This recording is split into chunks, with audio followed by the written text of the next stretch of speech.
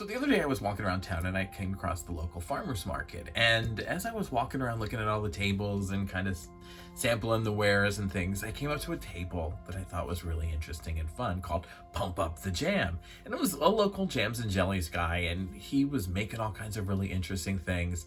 And I started talking to him, and his name was Jim. I know, Jim the Jam guy. But hey, sometimes that's the cards life deals you.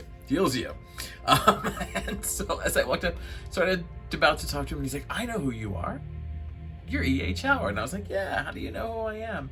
He said, "Oh, I follow you. I know what you're all about." And he said, "I got one question for you. Got a really big question. It's one that's been burning around in my mind for a while now." And I said, "Lay it on me. What do you got?" He said, "What do you think is the biggest challenges small businesses face anymore?" Which, after a pandemic, is a very loaded question, I will admit. But I said, we pull our punches. We pull our punches. And he kind of looked at me funny, and I said, "Let me explain." Before I do, though, let's do the opener, because there's a lot to unpack here. There's a lot to get into.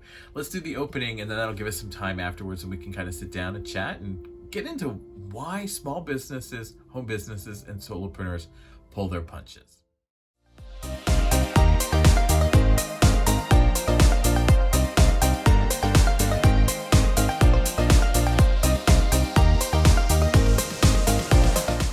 Hey there, welcome back. I'm E.H. Howard, and this is a few minutes with E.H. Howard, and we don't have Pops today. He's at the vets, but we do have the Lady Sif behind us as producer today. So you may hear her. She's a lot noisier. But let's go back to what we were originally talking about, which is me talking to Jim the Jam guy at a local farmer's market about how small home and solopreneur businesses pull their punches, which is a great time. I forgot to mention, when I talk about small businesses, just so we're all on the same page here, I'm talking about small, like mom and pop, Main Street kind of businesses. Probably just you and your husband or wife, or maybe a few employees, no more than 10. Home businesses, solopreneur businesses, entrepreneurs, contractors, consultants, freelancers, you name it. And that's a lot to say in a sentence, so I usually just kind of shorthand it to small business. So if I say small business, that's exactly what I mean. All right, let's go. So let's get back to what we were talking about. So I was talking to Jim the Jam guy, and we were talking about why we pull our punches. And what do I mean by why we pull our punches? And there's a couple of reasons for that. As small business owners, we are kind of a unique breed, because we are not only consumers, but we are also owners. So we kind of see both sides of the argument. One of the things that happens, and one of the reasons that we pull our punches is, and I know I'm going to get some comments, but let me just say, we're stuck in our ways, all right?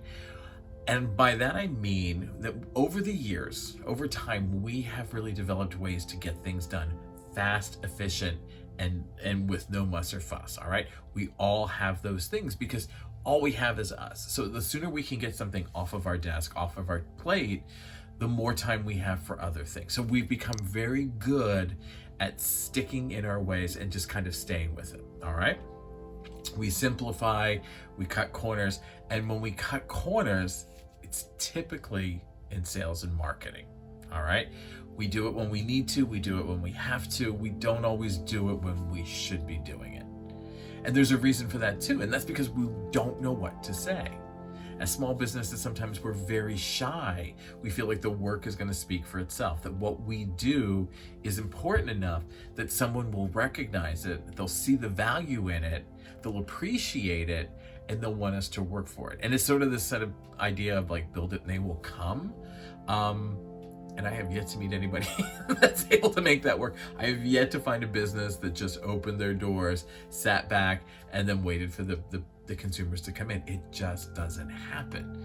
The work will speak for itself in a different capacity, in a different way, but you need to be more aggressive about who you're talking to and why you're talking to them. But the most important one, and I know this is one I always do when it's still something that's ingrained into me. I'm not sure where it came from. I know it started somewhere when I was, in my youth, doing self-promotion and marketing and those types of things. We don't want to annoy people because we don't want to be annoyed, right? So typically we're like, well, it's 3:00 in the afternoon. It's their busy time. I shouldn't really call them and just see what's up. It's whatever excuse it is we have. We don't want to bother them because we know that they are busy people. We know that they have a lot on their plate.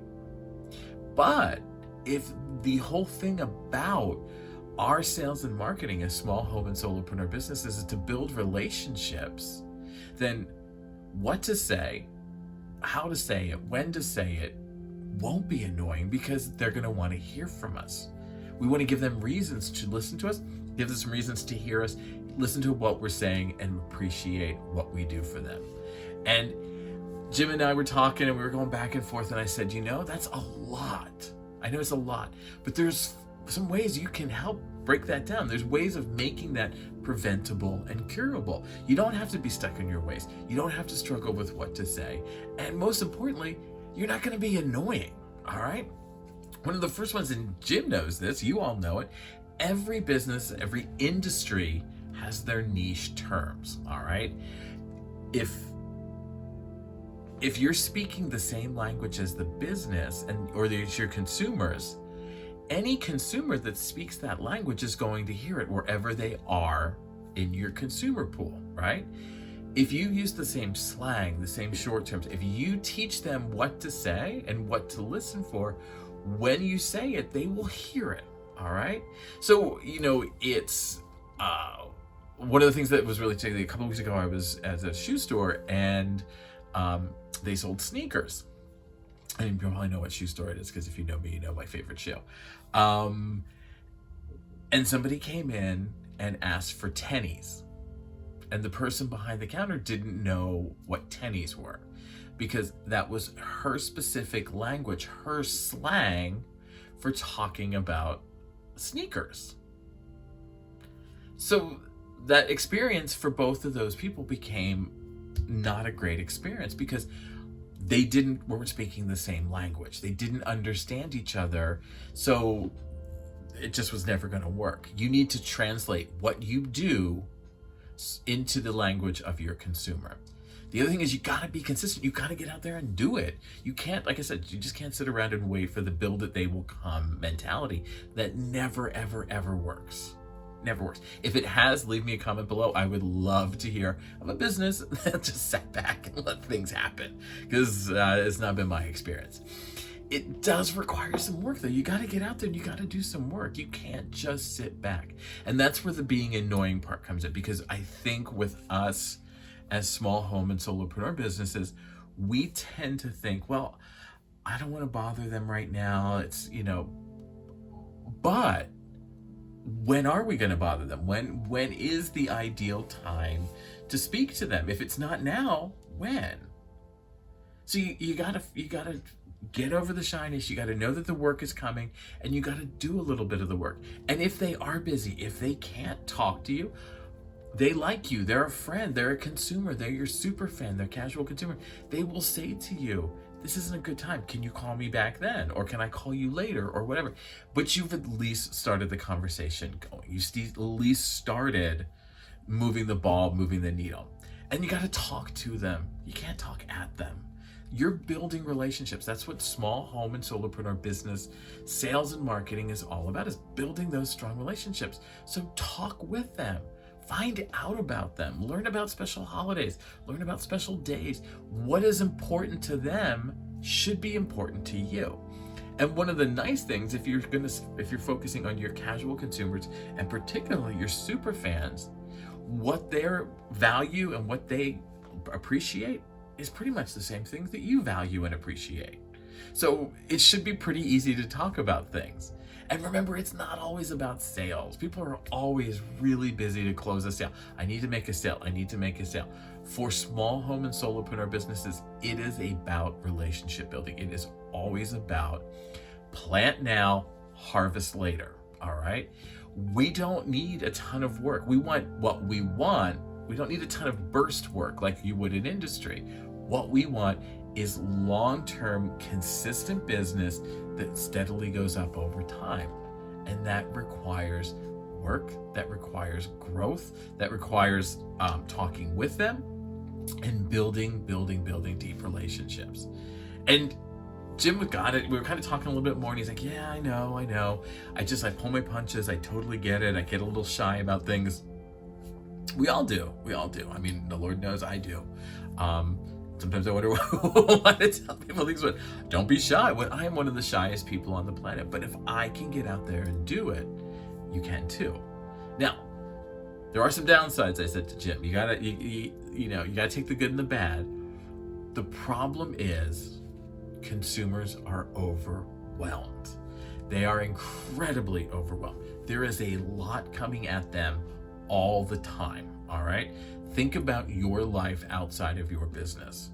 How much stuff is coming into your social media feeds, on television, in the news, whatever it is. You are assailed with content and information on a constant basis. So you need to be aware that consumers are overwhelmed. So talking to them once isn't going to do it. Posting a tweet once isn't going to do it. A single post isn't going to do it. And this is where people start to worry about getting it in. Well, I don't want to flood their timeline. Their timeline is already flooded, all right? And if you are anything like me, if you're on Twitter or Instagram or any of this, you are flooded with paid advertising. Wouldn't it be nice to be scrolling through there and then finally see somebody that you want to hear from, that you like, that you actually know? Then that's the consumer that I would want to work with, or that's the business I would want to work with. That's the business I want to hear from. I don't want to hear from big business. I don't care. I don't want to hear from them anymore. I want to hear from the small businesses. So what I'm saying is, you gotta be consistent. You can't be shy, but sometimes just being quiet can be great.